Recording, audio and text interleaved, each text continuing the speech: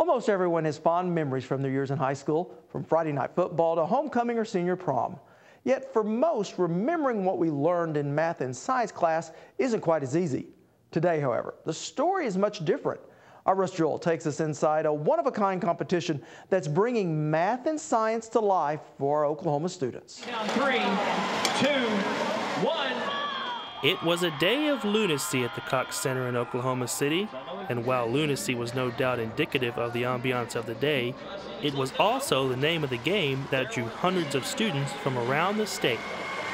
2, 4, 3, 5. Among those in attendance were members of Team 2435 from Lawton, Oklahoma, led by advisor Tracy Wicker. We are the Soldiers of Technology, a team out of Lawton, Oklahoma at the Technology Center. Tracy's team will be facing a host of about 35 others from across the state, and while this is no doubt a high school sports competition, the student competitors will never enter the ring. They're leaving that to their mechanical creations. In 3, 2, 1. And they're off. This is the 2009 regional match of the Oklahoma First Robotics Competition, an annual event where high school teams from around the state design and build their very own robots to compete in a uniquely designed game.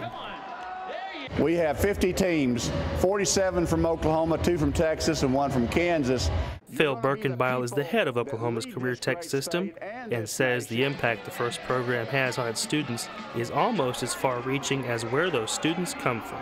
If you're here, you see the exact extent of all the math and science and business plans, electronics, computer technology that we have for students all across Oklahoma.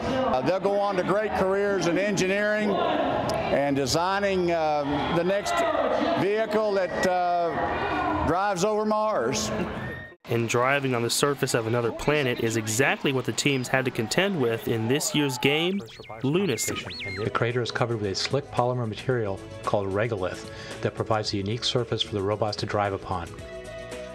Special wheels are used on the robots to create a low-friction interaction with the regolith. This simulates the low traction effects of driving in the 1/6 gravity on the surface of the moon.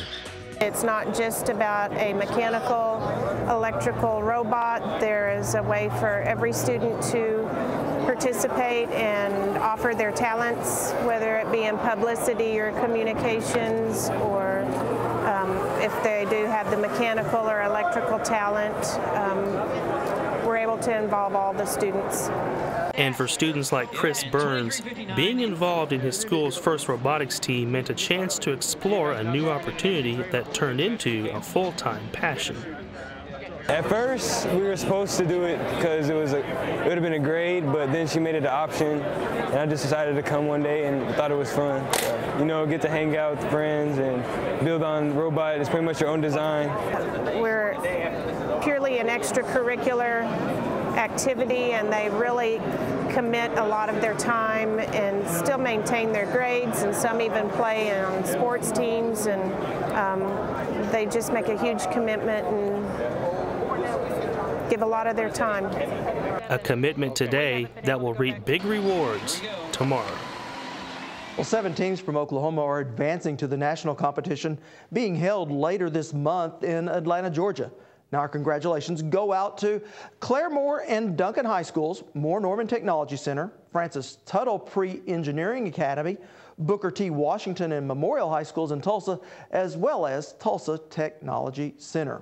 And we wish all of them the very best of luck.